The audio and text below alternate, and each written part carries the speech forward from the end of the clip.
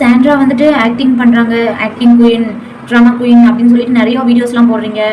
உள்ளே போகிறவங்களும் வியானா வந்து அந்த மாதிரிலாம் சொல்கிறாங்க சாண்ட்ரா வச்சு. சாண்ட்ரா வந்து ஆக்டிங் பண்ணால் என்ன தப்புன்னு தான் நான் கேட்பேன். ஏன்னா நம்ம அக்கா தங்கச்சிகளுக்கும் நம்ம ஃப்ரெண்ட்ஸ் அந்த மாதிரி சாண்ட்ரா இடத்துல இருந்து அவங்களுக்கு இந்த மாதிரி பேனிக் அட்டாக் ஆகி இந்த மாதிரி பயந்து ரியாக்ஷன் பண்ற மாதிரி அவங்க நேச்சுரலா பண்ணாலுமே, அவங்க நடிச்சாலுமே நம்ம நடிக்கிறாங்கன்னு சொல்லுவோமா, நம்மளுக்கு அதுக்குள்ள ஒரு கோபம் வரும் தானே. ஐயோ என்ன இப்படி பண்றாங்களே அந்த பார்வதி அந்த கமருதீன் அப்படின்னு தான் நமக்கு ஒரு கொஸ்டின் வரும். சாண்ட்ரா வந்து யாரோ அப்படிங்கறதுனால தான் நம்ம எல்லாத்துக்கும் என்ன தோணுது, இவங்க வந்து நடிக்கிறாங்க அப்படிங்கிற மாதிரி நம்மளுக்கு தோணுது.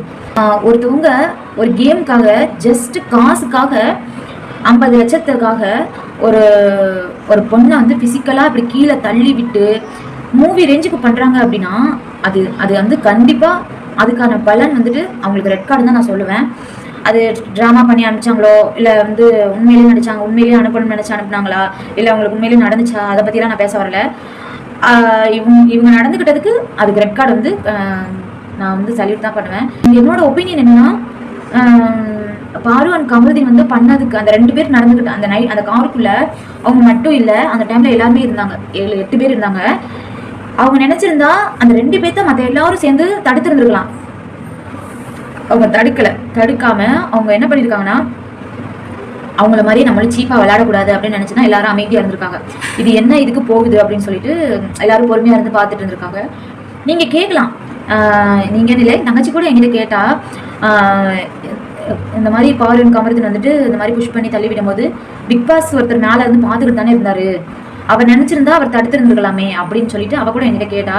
அதுக்கு என்னோட பர்சனல் ஒப்பீனியன் என்ன அப்படின்னா, அவர் தடுத்திருந்தாரு அப்படின்னா கண்டிப்பா பாருன் கமருதீன் இவ்வளோ இதுக்கு போவாங்க அப்படிங்கிறது நம்ம யாருமே தெரிஞ்சுக்காது இல்லையா. அவர் ஸ்டார்டிங்லேயே தடுத்திருந்தாருன்னா நமக்குலாம் தெரிஞ்சிருக்காது அவங்க எப்படிப்பட்ட கேரக்டர், உங்களுக்கு ரெட் கார்டு கொடுக்குற அளவுக்கு சீப்பான கேரக்டரா அப்படின்னு சொல்லிட்டு நம்மளுக்குலாம் தெரிஞ்சிருக்காது. அவர் அமைதியாக இருந்ததுனால மட்டும்தான் நமக்குலாம் தெரிய ஆரம்பிச்சிச்சு. சாண்ட்ரா நடிச்சுட்டு அவங்க போனாங்க அப்படின்னா நான் சல்யூட் தான் பண்ணுவேன் சாண்ட்ரா. இப்போல்லாம் நிறைய பேருக்கு பிக் பாஸ் போகணும், நம்ம யாருன்னு நம்ம காமிக்கணும் அப்படின்னு நிறைய பேர் ஆசை இருந்திருக்கும், இன்க்ளூடிங் மீ. நானுமே ஆசைப்பட்டிருக்கேன் தான்.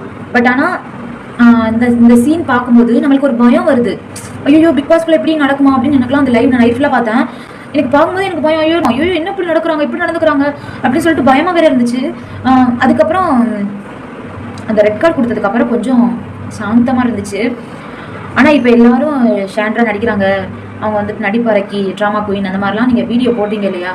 அப்படி போடும்போது என்ன மக்கள் எல்லாம் இப்படி ஆயிட்டாங்க.